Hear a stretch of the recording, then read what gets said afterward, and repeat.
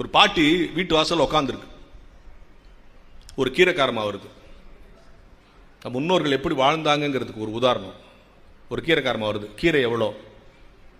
8 அணா. பாட்டி 4 நாள் தெரியா?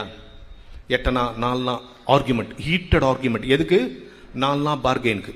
கடைசியில் அந்த பாட்டி தோத்து போச்சு, அந்த கீரைக்காரமா தோத்து போச்சு. சரிம்மா 4 நாளுக்கு தான் கொடுமா. ஆனால் இந்த பாட்டி 4 நாளுக்குன்னு ஒரு 4 கட்டு வாங்கிடுச்சு. இந்த கீரையை கொடுத்து இந்த பாட்டிக்கு எழுந்துச்சே, தப்புன்னு மயக்கச்சு விழுந்துச்சு.